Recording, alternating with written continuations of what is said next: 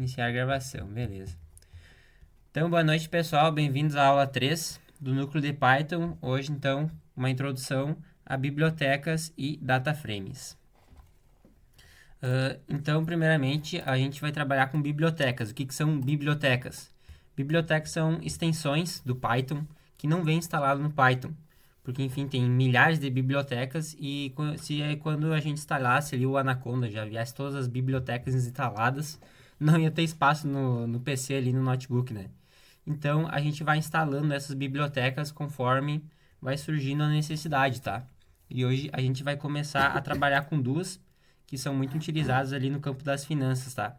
Que é o eFinance, que é uma biblioteca do Yahoo Finance para a gente pegar as cotações das empresas, e o Pandas, que é muito utilizado para fazer cálculos financeiros. A gente vai trabalhar hoje, então, ali com o cálculo da rentabilidade, a gente vai utilizar o Pandas para estar fazendo isso, tá?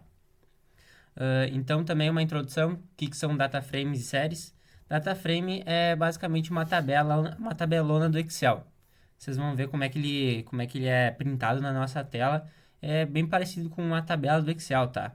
E series, então, normalmente é o tempo. Então, em resumo, series é uma coluna única em um índice e o data frame, então, é uma tabela com várias colunas. Cada coluna é uma série. Então, como é que a gente faz para instalar essas bibliotecas no nosso Python, enfim, né? Aqui eu deixei comentado porque eu já tenho instalado, tá? Mas vocês podem fazer isso daqui, ó. Vocês vão botar um ponto de exclamação, vão dar um pip, install e a biblioteca que vocês querem instalar, tá? Depois vocês dão um Ctrl Enter para instalar essa biblioteca. Ele vai demorar um pouquinho e vai aparecer ali depois. Falou alguma coisa. Oi, Gustavi. Quer dizer, também é possível instalar via CMD também. Se você só botar o Isso. clique Dá para instalar pelo install CMD requirements. também. CMD vocês botam aqui, ó. Vão no pesquisar, botam em CMD. Vocês abrem aqui o prompt de comando do CMD e vocês podem instalar por aqui também, tá? Dá um pip install. Mas enfim, por aqui no Jupyter Notebook é mais prático, né? Já dá para instalar direto por aqui. Então, depois de instaladas essas duas bibliotecas, a gente tem que importar elas para dentro aqui do nosso projeto que a gente está criando, né? Então, a gente vai sempre utilizar o import. Vamos escrever o nome da biblioteca e vamos botar o S. E aqui a gente vai botar a abreviação da biblioteca. Porque sempre que a gente vai utilizar alguma função na biblioteca, a gente vai ter que colocar o nome dessa biblioteca. Então a gente dá aqui uma abreviação para biblioteca para facilitar na hora que a gente precisar puxar, tá? Então toda vez que eu for puxar o pandas, eu só vou colocar o PD, não vou precisar escrever pandas. Então é tipo assim, eu vou importar a biblioteca pandas e toda vez que eu chamar a biblioteca pandas, eu vou escrever PD. Aqui daria para colocar qualquer palavra, né? Mas enfim, então é padrão, já todo mundo usa PD para se referir ao pandas. E ao eFinance o pessoal utiliza então o YF. Então aqui eu deixei meio comentado já para explicar para vocês o que cada coisa faz, tá? E possivelmente quando vocês instalarem essas bibliotecas, vocês já vão ter a última versão, tá? Mas caso elas começarem a apresentar algum erro, é necessário vocês dar uma atualizada na biblioteca. E como vocês fazem isso? Só vir aqui, dar o pip install, upgrade pip, aí vocês vão estar já atualizando as bibliotecas de vocês, tá? Então, Geralmente os erros acontecem com o iFinance nesse caso. o eFinance seguido dá problema. O eFinance Sim, sim. antigamente dava para tu ocupar a cotação ajustada, né? E hoje ele já não, Sim, não sim. disponibiliza mais cotação ajustada, só a cotação de fechamento, tá? Então a gente vai utilizar de fechamento, mas antigamente ele disponibilizava a cotação ajustada, era bem útil. Então aqui, seguindo, a gente vai definir uma variável, definindo aqui uma variável dicionário, a gente pode começar a introduzir então como é que a gente pode fazer um data frame, tá? Então aqui é bem parecido com o que a gente já aprendeu nas aulas passadas. Aqui a gente pode abrir uma chaves e escrever aqui uma string empresa entre parênteses. A gente dá uns dois pontos e depois é como se a gente fosse fazer o cabeçalho do nosso data frame, tá? Vocês botam a empresa, aqui no exemplo, né? Dá dois pontos e entre colchetes vocês escrevem todas as empresas que vão vir abaixo. Então, primeiro o título e depois as empresas que vão vir abaixo. Aqui eu utilizei o exemplo de empresas, né? fecha o colchetes, dá uma vírgula, dá um espaço, e ele já vai ficar indentado aqui para vocês, né? Então aqui vocês podem, por exemplo, passar as cotações, 2 pontos, abre colchetes, passa as cotações, e mesma coisa aqui então para o setor, tá? E depois eu vou transformar isso daí de fato em um data frame. Se eu só printar, vou comentar aqui, por exemplo, o dicionário para vocês, ó. Deixa eu comentar isso daqui. Vamos só printar aqui dicionário. Print dicionário. Dicionário e dar um Ctrl Enter. Olha aqui o que ele vai fazer para mim, ó. Ele vai listar tudo o que eu escrevi em uma única linha, ó. E assim fica, enfim, difícil para ler, né? Então a gente pode transformar isso daí em um data frame para facilitar ali a visualização e também a análise dos dados, tá? Então a gente pode definir uma variável qualquer aqui, def, então para se referir a data frame, vai receber aqui então um PD. O que é o PD? É justamente aqui a gente está puxando a nossa biblioteca pandas, ó, abreviada já. Então a gente vai dar um PD, vai dar um ponto e vai puxar a função DataFrame lá da biblioteca pandas. Então olha o que a gente vai fazer. A gente definiu uma variável df que vai receber então a biblioteca do pandas, a gente vai dar um ponto e vai puxar a função DataFrame. E dentro da função DataFrame a gente vai colocar o nosso dicionário que está aqui em cima. E depois a gente vai dar um display df, que é muito parecido com um print, tá? Se a gente rodar, ele vai formar então pra gente essa tabela bonitona aqui, ó. Que fica bem mais fácil então de visualizar os dados. Até agora a gente não tinha trabalhado com data frames, né?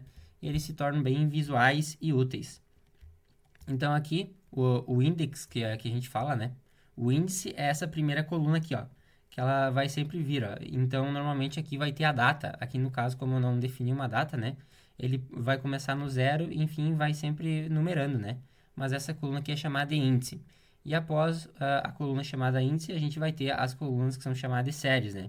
Então, a coluna da empresa, que vai ter todas as empresas, cotações e o setor, enfim. E daí que vocês podem alterar. É uma maneira de construir um data frame manual, tá? Passando para a próxima parte, então aqui a gente já vai puxar a cotação de uma empresa, tá? Então a gente vai definir de novo uma variável dados empresas, né? Para puxar uma... vou deixar dados empresas porque já está certo o código. Mas seria só dado empresa, né? Dados empresa. Então ele vai receber aqui, mesmo esquema daquele de cima, né? Que eu puxei o pandas. E aqui eu vou puxar o Yahoo Finance porque eu quero a cotação de uma empresa. Então vou usar o Yahoo Finance aqui, né? Abreviado como YF aqui, definido aqui em cima. E agora eu vou usar a função download. Eu vou dar um ponto download e dentro aqui do meu parêntese eu vou passar algumas especificidades aí, então, que a gente trabalhou na aula passada, né? Que dentro dos parênteses a gente não estava colocando muitas informações, mas aqui a gente já começa a colocar algumas informações, ó. Então, a primeira informação que a gente vai colocar é o ticker da empresa que a gente vai querer encontrar. Depois da vírgula, a gente pode definir o start, quando que vai começar. E a gente ainda pode definir aqui o end. Aqui o end eu não defini, né? Que o end, enfim, se a gente não coloca o end, ele vai puxar até o final. Ó, aqui é todas as... Não. Mas, enfim, as principais funções que a gente coloca aqui dentro, né? Os parâmetros. Primeiro é o ticker da ação. Depois a gente coloca o start, normalmente. E o start a gente tem que colocar a data virada. Primeiro a gente coloca o ano, depois o mês e depois o dia, tá? Porque tá no modelo americano. E se a gente quiser aqui também, pode botar um end e definir aqui, por exemplo, o Na dia de verdade, hoje, ó. 2025, 05, 14, ó. Se quiser também pode definir, dar uma vírgula. E esse autoadjuste aqui, então, é só para ele puxar a cotação close ali, só para não dar erro, tá? Bom, quer dizer, esse modelo de ano, mês e dia seria modelo japonês, seria Japonês? algo. É, Obrigado pela correção, Gustavo. Gustavinho. americano é mediano, que é. Ah, tá, beleza. Valeu pela correção, Gustavo. Tá, então como que esse ticker aqui, ó, vocês podem ver que tem um ponto SA. E todas as empresas brasileiras, a gente vai ter que colocar o ticker e vai ter que dar um ponto SA. A gente pode abrir lá o Yahoo Finance, ó. Yahoo Finance.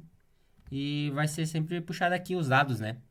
Então vocês podem pesquisar aqui, por exemplo, eu quero puxar a cotação de uma empresa que eu não sei o nome. Por exemplo, quero puxar da VEG, ó. VEG 3. Dou um Enter na VEG 3. Tá lerdinho hoje. Aí, ó. E vai ser sempre esse código aqui entre parênteses que a gente vai colocar lá no nosso Yahoo Finance, tá? Então vocês podem pesquisar qualquer empresa aqui. Pô, vamos colocar aqui Gold para puxar o ouro. Ó, se a gente quiser puxar então essa cotação aqui, enfim, não conheço, né? Mas se a gente quiser puxar, por exemplo, o ouro, a gente pode botar aqui Gold, que ele vai puxar para nós a cotação do ouro, tá? Então isso daí também serve, tem alguns fundos de investimento aqui, se a gente quiser puxar, só achar o fundo de investimento e copiar o código que está entre parênteses, tá? Vai ser sempre assim. Então depois de definido todos os nossos parâmetros, no final a gente vai colocar aqui então o autoajuste, vai deixar igual a true para não dar erro aqui na nossa cotação. Enfim, antigamente puxava a cotação ajustada, né? Mas hoje não está mais puxando. Então a gente tem que botar esse autoajuste aqui e deixar igual true para não dar erro. E depois a gente pode dar um display aqui nos dados empresas que a gente acabou de fazer o download, né? Ou só dados empresas, não precisa colocar o display, tá? Se a gente colocar só dados empresas também ele vai printar na nossa tela. Então dá um Ctrl Enter. Aqui ele vai baixar a cotação, vai aparecer para nós que deu certo, né? Uma cotação ele baixou. E aqui vai aparecer então todos os dados da VEG, que é a empresa que a gente baixou, ó. Então aqui na primeira coluna vai ter o índice, né? Então vai ter o índice normalmente é uma data. Então aqui a gente vai ter os dados de fechamento, da alta, da baixa, de abertura e o volume negociado no dia, tá? Então aqui a gente pode brincar, pode puxar desde... Claro, tem algumas limitações, né? Mas, por exemplo, eu posso puxar lá desde 2010 até os dias de hoje. Se eu tivesse que puxar isso aí através do Excel, como que eu faria? Eu teria que entrar em alguma plataforma, procurar a empresa que eu queria e baixar a cotação desse período para ela, tá? E aqui a gente baixou, por exemplo, só de uma empresa, mas nas próximas aulas a gente vai baixar de 10 empresas, 15 empresas. E com uma linha de código, 2 linhas de código, a gente já tem todas essas cotações na tela, sabe? Então, é uma forma muito ágil da gente conseguir as cotações através do Python. É uma ferramenta muito poderosa para isso. Olha aqui quantas linhas eu tenho, ó. 1.334 dias eu vou ter. Que eu puxei ali, então, desde do dia 1º de 2020, ali de janeiro, até o dia de hoje, então, correu 1.334 dias úteis, que teve cotação da VEG ali para a gente analisar. Passado essa parte, acredito que seja bem tranquilo também, né? O end aqui dá para vocês colocar também para puxar um intervalo específico. Vocês vão colocar o end aqui depois do start, ó. Então, fechada essa parte. Aqui a gente tem, então, o nosso data frame, né? Isso daqui nada mais é do que um data frame. Muito parecido com esse daqui que a gente fez manualmente.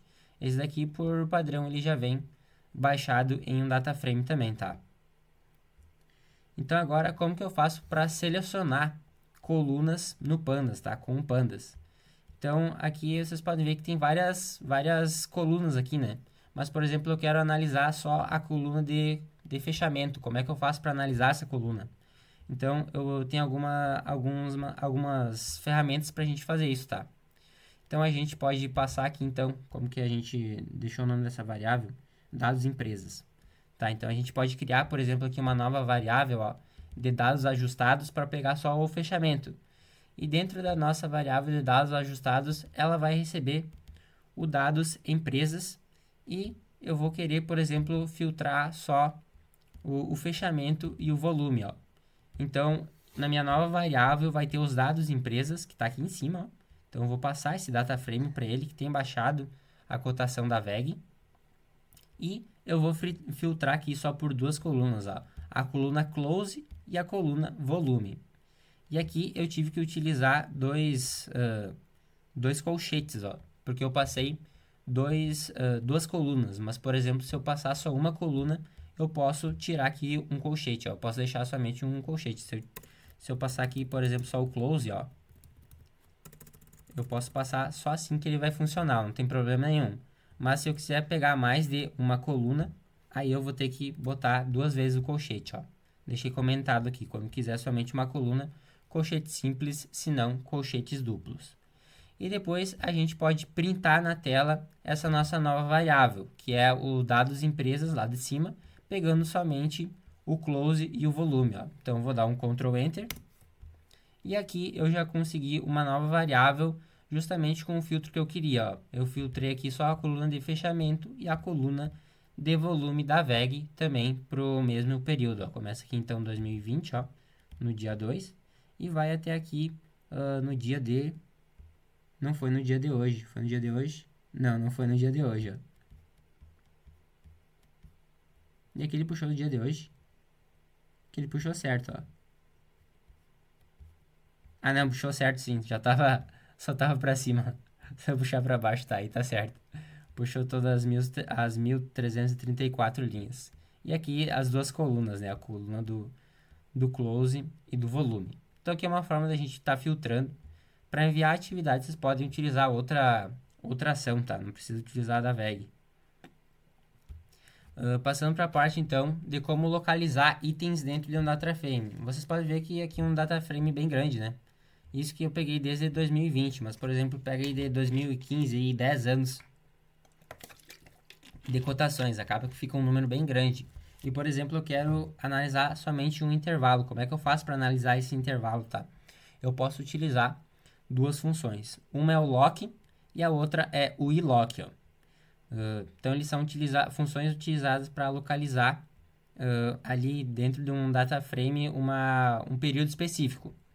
Então, a principal diferença entre o lock e o iLock é que o lock é um operador que utilizará, então, os nomes. E o iLock vai utilizar apenas número e matrizes, né? Bem como a gente já aprendeu lá na primeira aula, que a gente aprendeu um pouquinho sobre matrizes. Vou dar um Ctrl Enter só para ficar grande aqui pra gente. Então, eu vou passar aqui os dados de empresas que eu tenho. Dados de empresas que eu tenho aqui em cima, ó. É esse meu data frame grandão aqui, ó. O dados de empresas, ó. Eu vou passar aqui, então, dados de empresas. Posso dar um ponto lock.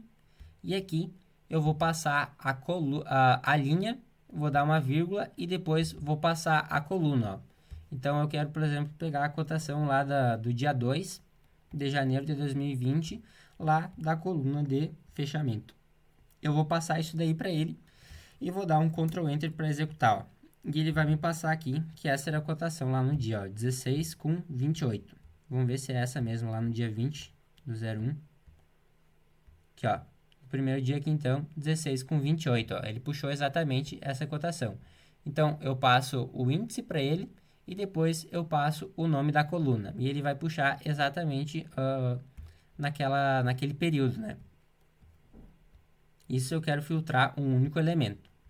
E utilizando o iLock agora. O iLock vai utilizar apenas números, né? Então, o mesmo esquema, primeiro eu vou passar a linha e depois a coluna. Então, a linha eu quero a linha 0 e a coluna também, eu vou querer a coluna 0. Que a gente sabe, então, que no Python começa tudo do zero, né? Então, na linha 0, ele vai puxar essa linha aqui, ó. E a coluna também vai ser a coluna close, vai ser a coluna 0.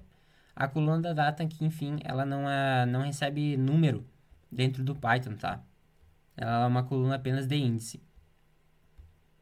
Então, se eu rodar aqui, dar um Ctrl Enter, e ele vai puxar aqui a mesma cotação, 16 com 28. E claro que eu posso trabalhar, posso pegar, por exemplo, o intervalo, ó. Eu quero do 0 até a linha 2, ó.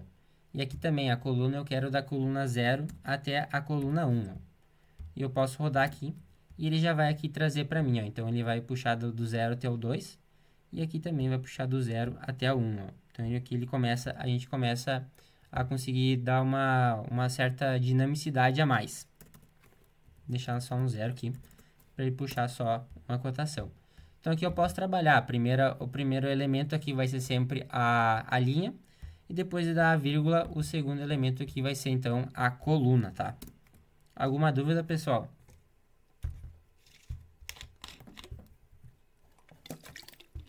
Não. Não. Beleza. Então, aqui, partindo para mais um ILOC, né? Se a gente, como alguns elementos que a gente pode passar. Por exemplo, se eu quero somente a última linha, ali no dia de hoje, como é que eu faço? Posso botar então a minha variável dados empresas, que é daquele data frame grandão. Vou dar um ponto ILOC e vou dar um -1 e depois vou passar 2 pontos para ele, ó. Que ele vai me retornar somente a última linha do meu data frame, ó. Dá um Ctrl Enter e ele roda aí para mim. Traz somente a cotação do dia de hoje com todos os dados, tá? Enfim, dá para vocês brincarem. Aqui os dados que a gente passa aqui dentro com o ILOC são muito parecidos com o que a gente trabalhou lá na primeira aula, tá? Para selecionar as palavras ali dentro de uma variável de string. Aqui mais um ILOC, então. Passar a variável dados empresas. Vou deixar aqui, então, passar só 2 pontos, não vou colocar nada nem dos dois lados, para ele trazer, de fato, todas as cotações de todos os dias, né? Então, ele vai listar para mim todos os dias e eu quero somente a coluna 0. Então, ele vai retornar os valores da primeira coluna de um data frame no formato de series. Aqui ele vai transformar no formato de series para mim, tá?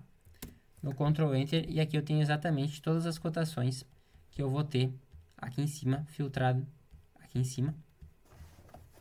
cima, filtrado pela coluna, tá? Então, é um outro jeito de estar pesquisando o intervalo que a gente quer. E aqui, mais um exemplo utilizando o lock, né? O lock, então, tem que passar a palavra inteira. Então, aqui a gente vai ter que passar a data. Depois, aqui a gente puxa o intervalo, ó. Puxa aqui do dia 1 do 03 de... Não, 3 do 01. Isso, 3/01 de 2020 e aqui no dia 8 do 8 de 2024, ó, e a gente quer o fechamento. Então aqui, primeiro argumento, né, o argumento das linhas, o intervalo de linhas e depois aqui, depois da vírgula, a gente passa aqui a coluna que a gente quer. Ctrl Enter e aí ele vai puxar exatamente o intervalo que a gente selecionou, tá? Então, partindo para a parte de como calcular rentabilidade dentro do Python. Aqui a gente vai começar a utilizar as funções, então, do Pandas, tá? Então, aqui a gente vai criar, então, uma nova variável, cotações ajustadas. Então, utilizando aqui esse sinal aqui para não deixar com espaço, né? Senão assim não funciona a variável, tem que sempre deixar uma variável como uma palavra só. Vai receber aqui, então, de novo, o dados empresas. E aqui ele já vai estar filtrando somente a coluna que a gente quer, ó. Essa aqui é uma outra forma de a gente estar selecionando só a coluna. A gente passa o nosso data frame grandão aqui, dados empresas, ó, que é da VEG, dados empresas. E a gente já deixa selecionado ali fora somente a coluna do close, que é o que a gente vai trabalhar, ó. Então, a gente bota dados empresas, abre colchetes e já deixa o close selecionado. Então, eu vou criar uma variável somente com dois argumentos, né? Vai ter o índice, que vai ser a minha data, e a minha coluna, que vai ser o close. Então, vai ser todas essas datas vão ser da VEG. E depois eu vou calcular o retorno diário. Como é que a gente calcula o retorno diário? Tem a fórmula para o retorno diário, né? E no Excel isso daí não existe uma fórmula para o retorno. Então a gente teria que achar a fórmula do retorno e fazer o cálculo lá na primeira linha, fazer uma fórmula para rentabilidade, né? E depois puxar para o resto das linhas. Mas aqui no Python eu não preciso fazer isso. Eles criaram uma fórmula já para calcular o retorno. E qual que é essa fórmula? É o percent change. É o PCT, então, aqui. Eu sempre me esqueço qual que é o nome desse negócio aqui, que vai embaixo. Underline. Underline, sempre me esqueço, obrigado. Sempre me esqueço que é o underline. Então, é o PCT underline change. E aqui a gente vai passar aqui, então, o parênteses, né? E aqui o drop NA, ele serve justamente para remover os dados faltantes, porque para calcular a rentabilidade, vai pegar a rentabilidade do dia anterior para conseguir calcular a rentabilidade do dia atual, né? Eu vou comentar aqui esse drop NA só para vocês verem o que vai acontecer, ó. Então, para calcular o retorno diário para todos esses dias, eu vou então, vai ser uma variável, né, retorno diário, que vai receber as minhas cotações ajustadas, que a minha cotação ajustada é o que está definido aqui em cima, ó. Então ele vai pegar os dados empresas somente a coluna do close. Ele vai dar então aqui um percent change e vai calcular para todos os dias, ó. E depois eu vou printar o retorno diário. Ó, e é exatamente aqui o que ele fez para mim. Ó. Ele calculou o retorno da ação da VEG para todos os dias, ó. Então aqui nesse dia aqui, a ação teve rentabilidade negativa. E aqui ele vai calcular para mim a rentabilidade de todos os dias. Vocês podem ver que ele faz isso muito rápido, né? Então uma vantagem também, se a gente fosse fazer no Excel, demoraria um pouquinho mais. Ele exige mais processamento. E no Python é muito rápido para fazer isso. E vocês podem ver que aqui no primeiro dia ele apareceu esse none aqui, ó. Isso daqui acontece porque ele não tem como calcular a rentabilidade para esse primeiro dia. Ele só consegue calcular a rentabilidade aqui para o segundo dia, né? Porque ele necessita da cotação do dia anterior para calcular a rentabilidade do dia de hoje. Então, aparece esse erro aqui, espécie de erro, não tem um dado para esse dia. E como que a gente faz para remover isso daqui do nosso data frame? A gente utiliza a fórmula, então, do drop NA, que serve justamente para isso, né? A função do drop NA serve para retirar esses dados faltantes no meio do nosso data frame. Aqui a gente só está vendo esse dia aqui que não tem a informação, né? Mas, por exemplo, vocês podem pegar a base de dados que possui mais dados faltantes. E como é que a gente vai realizar cálculos, análises com uma base de dados que possui dados faltantes no meio? Então, o drop-in é muito útil para isso. Ele vai remover de todo esse nosso intervalo aqui, esse nossa variável aqui do data frame, dos retornos das cotações ajustadas, ele vai remover os dados faltantes, ó. Então, vocês podem ver que quando eu vou dar um Ctrl Enter, vai sumir essa primeira linha, ó. Dá um Ctrl Enter e ele vai puxar aqui a partir do dia 3, ó. O dia 2 ele removeu porque possui dado faltante para estar calculando para aquele dia. E o Drop NA então é muito útil para isso, tá? Para ele estar limpando a nossa base de dados para estar depois não quebrando cabeça na hora de analisar esses dados. Então, calculado o retorno diário para todo esse período e depois dado um Drop NA ainda para limpar. A gente pode readequar essa série temporal, né? Que aqui a gente tá com um retorno diário. A gente pode passar, por exemplo, esse retorno para mês. Então, como é que a gente faz? A gente vai passar de novo aqui uma variável cotações mensais, agora uma variável nova. Ó, variável cotações mensais. Para a gente ter as cotações, de fato, a rentabilidade mensal da ação da VEG, né? Então, ela vai receber a nossa variável cotação ajustada. A nossa cotação ajustada nada mais é do que, então, os dados das empresas aqui com o close, ó.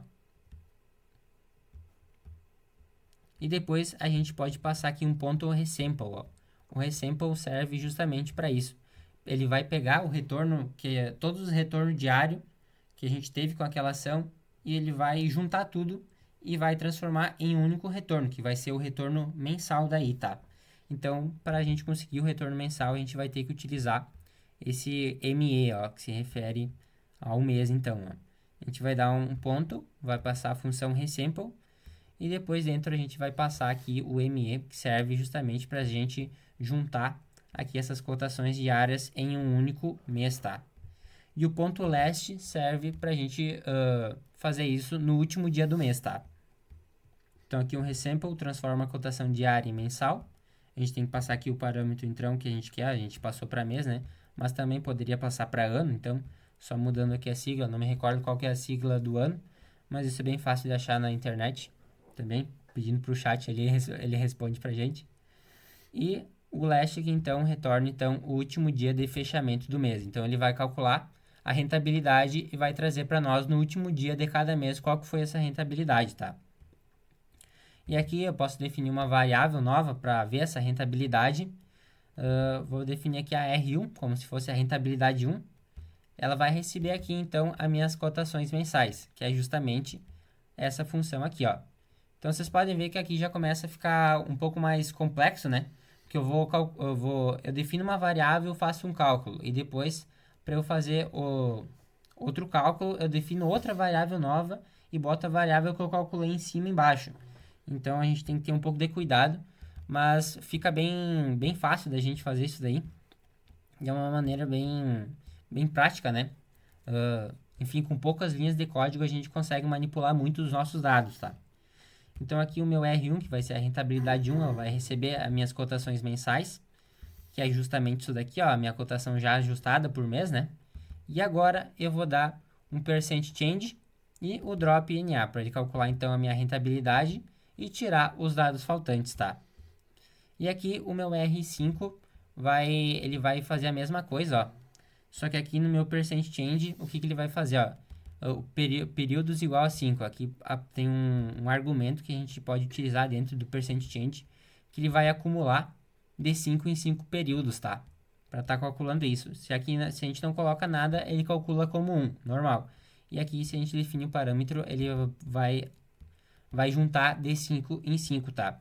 Então aqui ele vai calcular a rentabilidade só lá no mês, no janeiro, fevereiro, março, abril, maio, junho. Só lá em junho ele vai começar a calcular a rentabilidade, tá? Porque ele vai juntar os dados dos 5 primeiros meses e ele vai trazer para mim essa rentabilidade. E aqui no R1 não, ele vai calcular mês a mês, tá?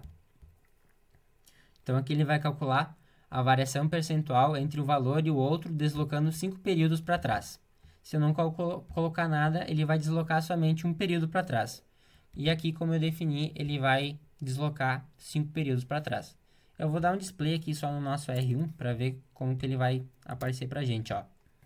Vocês podem ver aqui que no primeiro mês não teve, né? Não teve cotação, porque enfim, cai naquele drop NA, não tem cotação para o primeiro mês.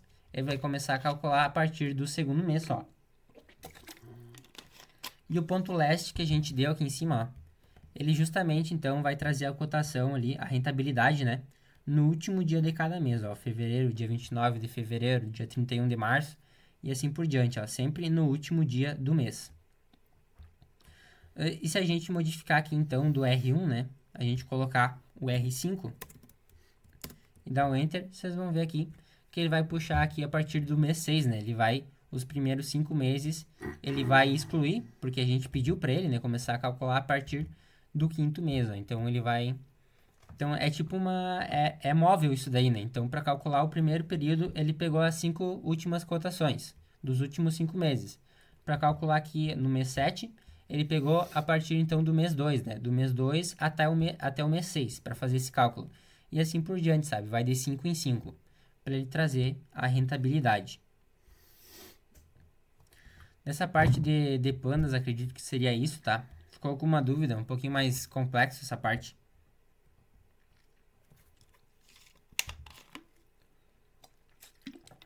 Tomando silêncio como não, damos continuidade à aula. E dentro do Pandas também é possível a gente ler arquivos Excel, em Excel, tá? Então aqui eu baixei aqui é uma tabela, deixa eu ver se eu acho ela.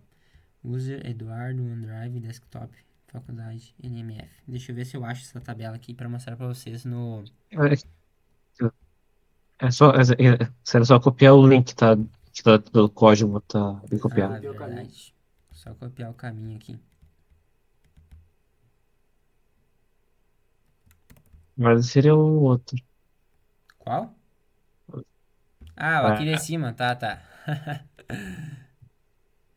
O de baixo só dei o exemplo porque eu vou puxar uma aba específica.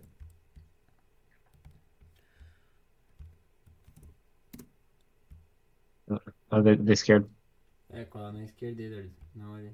Ok, puxou também. Das empresas. Aqui, ó. Essa aqui é a minha planilha que eu tenho no Excel. Eu baixei, enfim, lá do Status Invest, tá? Eu selecionei todas as empresas e aqui eu peguei todos os indicadores fundamentalistas e aqui tem todas as empresas listadas na bolsa, tá? Então, 608 empresas aí. Peguei, então, todos os dados fundamentalistas de todas as empresas. Então, tem o preço, dividend yield, PL, P sobre VP, que a gente aprende lá em análise fundamentalista, tá? E todas as margens também. Então, eu posso passar esse arquivo que eu tenho em Excel. Tá cortando. Vocês estão me ouvindo, pessoal?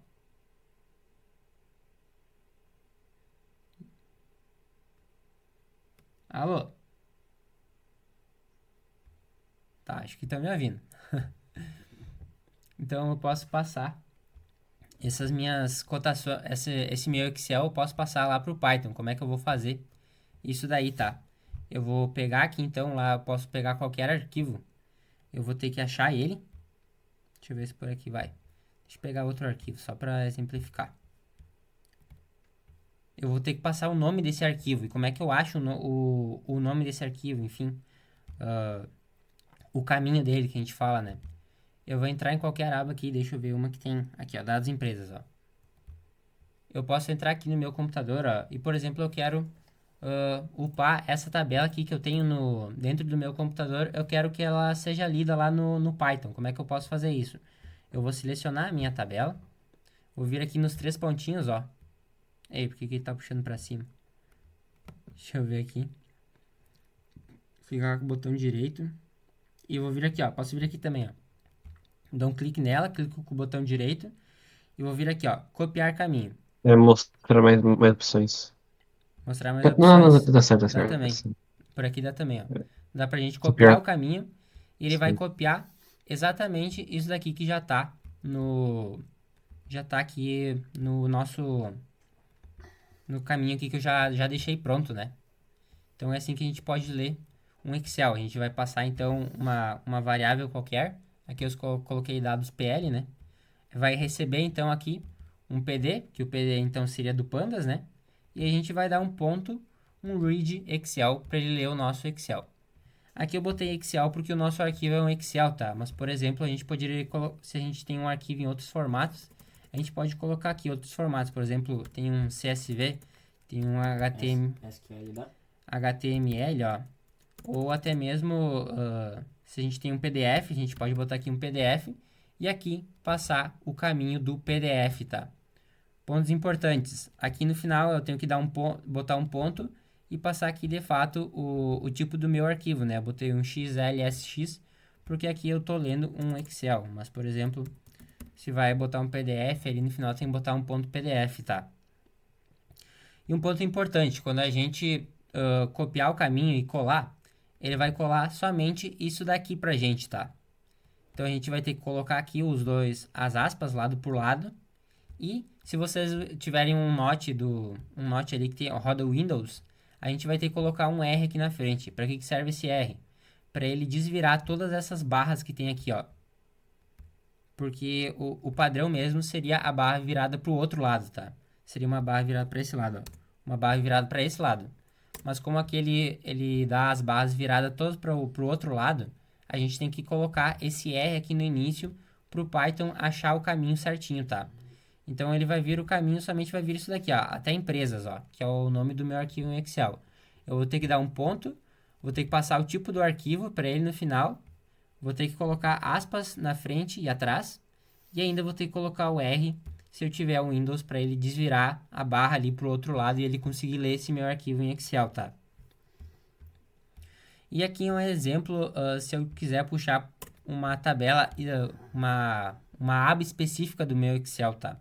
Depois de eu passar o meu caminho, eu vou dar uma vírgula, vou dar um sheet name igual, e aqui eu vou passar o nome da minha planilha 2, tá? Aqui, por exemplo, aqui não tem, ó, vamos criar uma aba. Se eu quisesse passar, por exemplo, essa planilha aqui para o meu Python, quero que ele leia o que tem nessa planilha. Eu teria que pegar aqui e escrever justamente isso daqui, ó, planilha 1. Eu teria que escrever isso daqui, ó. Escreveria aqui, então, né, planilha 1. E aqui ele puxaria, então, a minha segunda planilha, tá? Então, dependendo aí se o arquivo que vocês vão mandar para ele tem várias abas, vocês podem modificar entre abas, colocando uma vírgula aqui, puxando o sheet name e colocando o nome da aba que vocês querem, tá? Mas então aqui, como os dados que a gente vai trabalhar tá lá na primeira aba, não tem problema, a gente não precisa passar. Então, dá um PD aqui, um ponto .read Excel, porque o meu arquivo está em Excel, né? Em Word também, vocês podem botar aqui no lugar de Excel, pode botar o Word e passar um arquivo em Word para eles. E aqui no final a gente pode dar um dados PL e ele vai printar aqui de fato na nossa tela a mesma coisa que a gente tinha lá no nosso Excel, ó. Então aqui é uma forma da gente passar os nossos dados que a gente tem em Excel, passar para o Python, ó. Tem tudo aqui, então 607 empresas, bem como tinha lá no nosso Excel. E aqui a gente vai começar a trabalhar com operações aritméticas com o Pandas, tá? Então, para fazer isso, a gente vai utilizar aqui, fazer uma espécie de projeto aqui. A gente vai calcular o valor intrínseco de uma empresa. Então, aqui, utilizando pandas através das operações aritméticas. Então, aqui, quem quiser se atentar aqui, acho que eu não vou ler tudo isso aqui, vou dar uma breve resumida, tá? Existe uma fórmula no mercado financeiro para a gente achar o valor intrínseco, o preço de uma ação, né? O valor intrínseco de uma ação, o que ela vale. E a fórmula é a raiz quadrada de 22,5 vezes o VPA, então o valor por ação, vezes o LPA, que é o lucro ali por ação, né? Ela foi criada ali por Benjamin Graham, o mentor do Warren Buffett, né? Então ela está descrita lá no livro Investidor Inteligente. Então a fórmula significa justamente isso, né? O VPA é o valor pelo patrimonial por ação, o LPA é o lucro por ação, e o 22,5 ela significa então uma empresa que possui um PL, então um indicador preço-lucro, de no máximo 15. Então, um indicador preço-lucro que a gente aprende lá na análise fundamentalista, né? De no máximo 15. E o outro indicador fundamentalista ali, P sobre VP, então preço sobre valor patrimonial, de no máximo 1,5 vezes. Então, se a gente multiplicar 15 por 1,5, a gente vai achar aqui, então, o valor de 22,5. Então, elevando toda essa fórmula aqui na raiz quadrada, a gente vai achar, de fato, o valor intrínseco de uma ação. Claro, ela é uma fórmula um pouco defasada, empresas de tecnologia não conseguem se adequar muito bem, startups também possuem algumas limitações, né? E ela também não vai levar em conta o crescimento futuro da empresa. Mas para empresas ali, por exemplo, do setor de siderurgia, do setor de produção, ela até que funciona bem. Essa fórmula, tá? Então a gente vai aplicar essa fórmula em todas as empresas da bolsa. Como é que a gente vai fazer isso daí de fato, tá? Então a gente vai ter que importar outra biblioteca.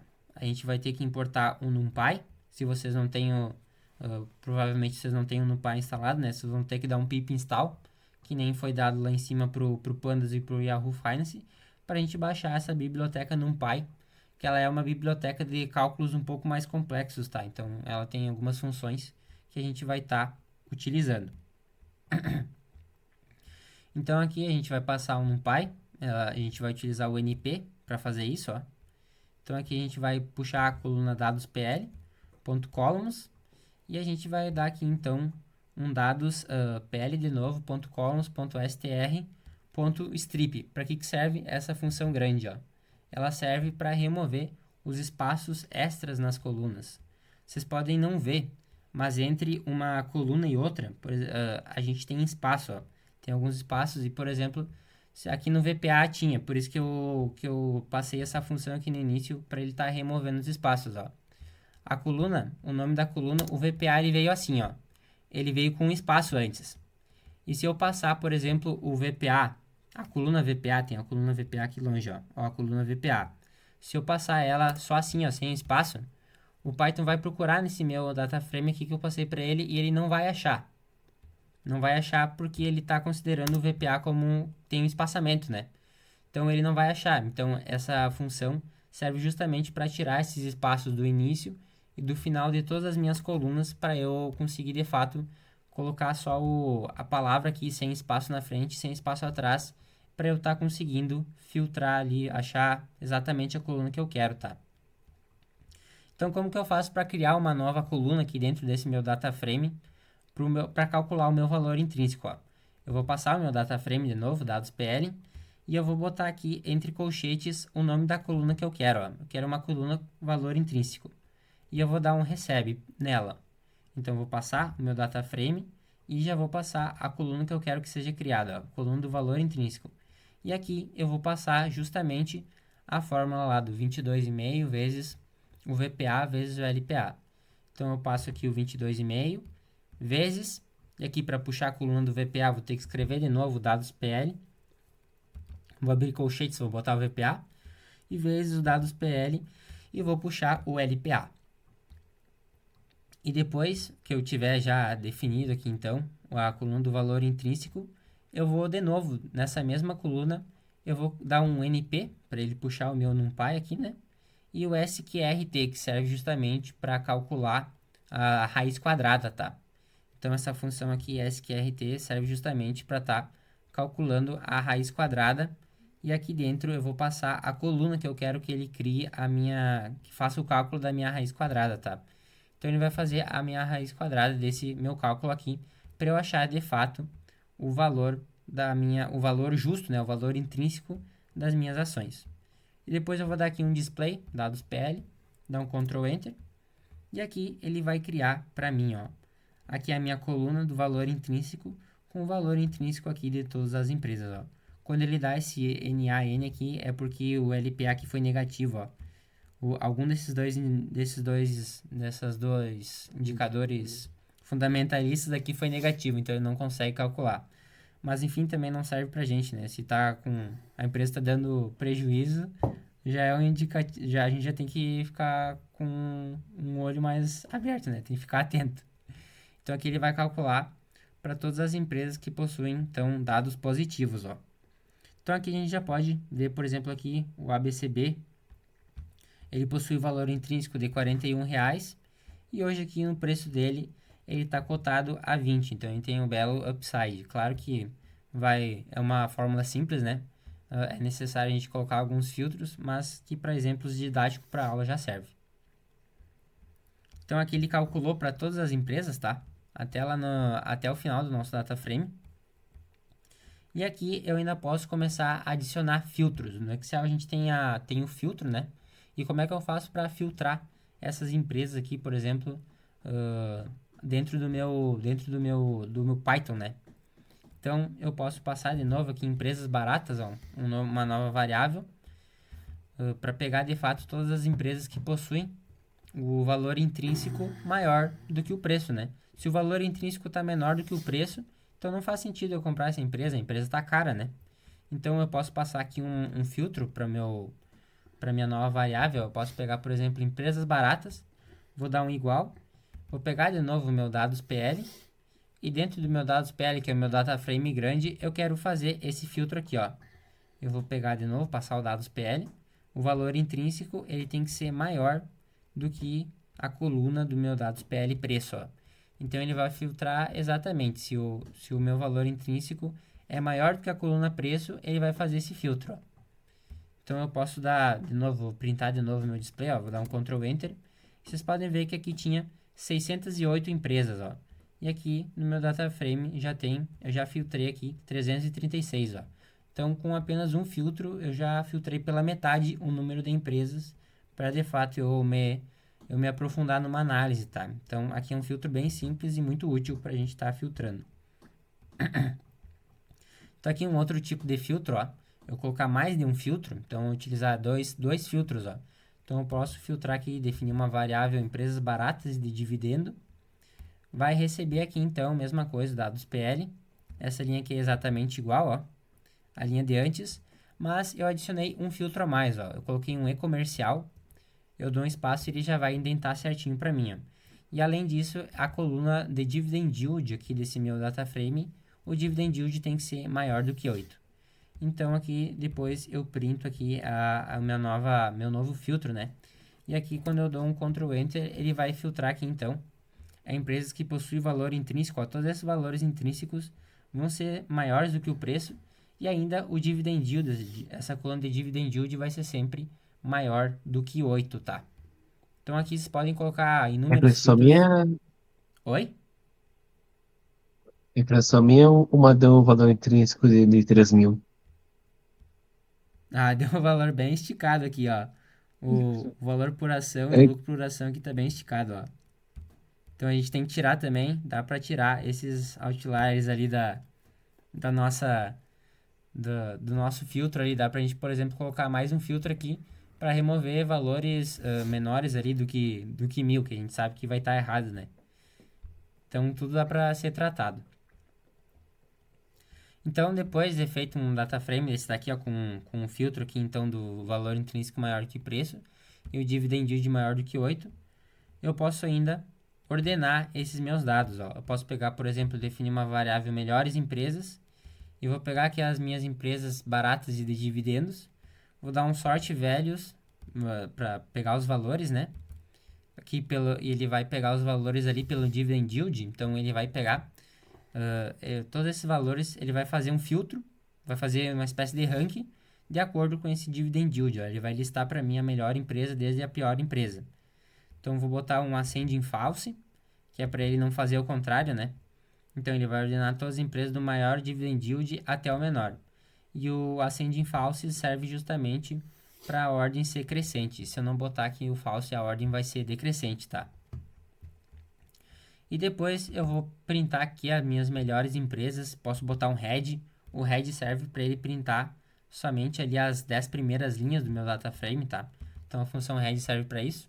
Ele vai pegar aqui as melhores empresas, que vai pegar aqui as empresas baratas e de dividendo. Ele vai fazer um filtro aqui pelo dividend yield, né?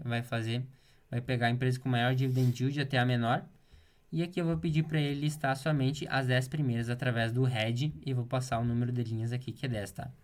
Então, quando eu rodar, ele vai listar aqui para mim 10 empresas, ó. 10 linhas, então 10 empresas. E vocês podem ver que aqui ele listou então do maior dividend yield até o menor dividend yield. Mais um filtro, então, a gente pode fazer através do sort values. E por final, eu posso fazer ainda um ranking no Pandas, ó. Eu posso fazer mais uma coluna aqui, então, no meu data frame, né? Nas minhas melhores empresas. Ele vai pegar aqui as melhores empresas, né? Vai pegar exatamente o que tem aqui dentro, ó. E vai fazer de novo, ó. Melhores empresas, vai criar uma nova linha dentro daquele data frame e vai criar um ranking de dividend yield, ó. Então, ele vai pegar as melhores empresas, vai pegar o dividend yield e vai dar um ponto ranking, mesma coisa. Vai dar um ascending para pegar da empresa com maior dividend yield até menor. Um ascending falso, então, para criar um ranking. Vou dar um print na empresa e aqui no final vocês podem ver que ele criou um ranking, ó. O ranking de dividend yield, que é exatamente o que eu botei aqui no nome, né? E ele criou um ranking aqui, vai do 1 até aqui o 69, ó. Criou um ranking da melhor empresa, hipotética, né? Melhor empresa para se investir até a pior empresa. E o último tópico aqui, então, criando médias móveis no Python.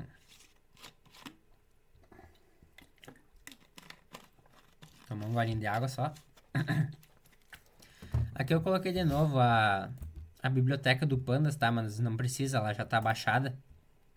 Então, como que a gente faz para criar uma média móvel? É muito comum as médias móveis ali quando a gente está analisando os gráficos aquele de candlesticks, né? Famoso no mercado financeiro, a gente pode criar as médias móveis, que são aquelas linhas que se movimentam junto com os candlesticks, né? Então, a gente pode criar uma média móvel, criar uma no nosso data frame, tá? Com o mesmo índice de cotações ajustadas, então a gente vai ter que passar essa linha. Se vocês não entenderem tudo que for feito aqui, não tem problema, tá? Com o tempo vocês vão aprendendo, conforme vocês vão fazendo o código, vão escrevendo, vocês vão vendo na prática como as coisas funcionam, tá? Quando eu comecei também, enfim, eu não entendia tudo, mas conforme o tempo vai passando, as coisas vão clareando. Então, primeiro tem que dar então, aqui criar minha média móvel, né? Igual, vou passar o PD, que é o Pandas. Passo aqui um data frame para criar um data frame. E no meu index, então, nessa minha linha 0, eu quero que seja as cotações ajustadas e ainda dar um ponto index para ele, de fato, fazer ali na minha primeira coluna, tá? E depois eu vou copiar os valores das cotações ajustadas para uma nova coluna. Então, dentro da minha média móvel, eu vou criar uma coluna de cotações da VEG e ela vai receber as minhas cotações ajustadas, ponto values, que ela vai pegar justamente os valores, tá? Então aqui eu vou criar as minhas duas médias móveis de fato, tá? Vou criar a minha média móvel devagar e a minha média móvel rápida devagar, ó. Então como é que a gente vai fazer isso daí? Vai criar aqui uma nova coluna, né? Média móvel devagar e ela vai receber a minha média móvel das cotações da VEG que eu já criei lá em cima, ó. E eu vou passar para ela a função rolling. Ponto rolling, que de fato ela vai... E aqui nos parâmetros eu vou passar uma janela de 200 dias. Então, e depois eu vou botar um ponto min, que é para ele fazer então a função de média, né? Então ele vai calcular a média dos últimos 200 dias para cotação da VEG. E essa aqui vai ser a nossa média móvel devagar. E a mesma coisa, eu vou fazer uma média móvel rápida, que ela vai ter uma janela de 50 dias. Então, ela vai pegar as cotações dos últimos 50 dias e vai calcular fazer uma média. E ela vai trazer para mim, então, a cotação naquele dia da média móvel rápida, tá? E aqui, então, vou remover os valores faltantes que não vão aparecer ali em função dos primeiros dias, tá? Ele não vai aparecer, porque ele vai pegar os primeiros 90 dias para calcular a primeira média. Então, não vai ter os primeiros 90 dias. Então, eu vou dar um drop NA para ele não aparecer. Depois, eu vou criar uma média móvel. Então, vou printar na minha tela, né? Dá um Ctrl Enter. E ele vai fazer esse data frame aqui para mim, ó. Então, ele vai pegar a data, né, aqui no índice. E vai criar 3 colunas, ó. A cotação da VEG normal, a cotação da média móvel devagar e a média móvel rápida. E depois eu posso criar o meu primeiro gráfico dentro do Python. Eu vou passar o meu data frame, então média móvel, e vou dar um ponto plot. Um plot, então, abre e fecha parênteses e dou um enter e ele aqui já vai criar para mim o meu primeiro gráfico, ó. Então aqui em azul vai ter a cotação da VEG, ó. Vocês podem ver como que ela vai trabalhando. E depois aqui em laranja tem a minha média móvel devagar, né? Vocês podem ver que ela se move devagar. Então a cotação é bem mais agressiva e ela vai devagar, né? Vai calculando a média dos últimos 90 dias e vai fazendo o cálculo. E depois a minha média móvel rápida, ela leva em consideração só os últimos 50 dias, né? Então aqui dá para começar a fazer algumas análises técnicas aí quando uma linha se cruza subindo, cruza descendo, enfim, vai de cada um, tá? Então aqui como criar médias móveis. Seria essa a aula de hoje, a gente fez para cotação da VEG, mas por exemplo, se eu já fiz todo esse trabalho para cotação da VEG, agora eu quero fazer para cotação da Vale, é só subir lá em cima no meu data frame e passar aqui, ó. Eu posso passar, por exemplo, só o Vale, ó, Vale 3, e eu venho aqui e rodo todo o meu código e ele vai fazer vamos ver se vai dar certo. É para dar certo. Ó, e aqui ele calculou a média móvel aqui, só tem que modificar aqui da VEG, tem que botar Vale, né? Teria que modificar aqui então só aqui, ó, colocar Vale para ele aparecer lá no meu certinho aqui, né? E aqui a cotação da Vale, então, com a média móvel rápida e a média móvel devagar. Então seria essa a aula de hoje, pessoal, um pouco mais extensa do que as outras duas, né? Mas enfim, a gente passou por vários conteúdos hoje, aprendeu a puxar um arquivo em Excel para dentro do Python, começou a trabalhar com bibliotecas, com data frames, puxar a cotação de todas as empresas para dentro do Python, a empresa que a gente quiser, né? No intervalo de tempo que a gente quiser, como fazer filtros. Então seria essa a aula de hoje. Se não tem dúvidas, estou por encerrado. Vai mandar os arquivos.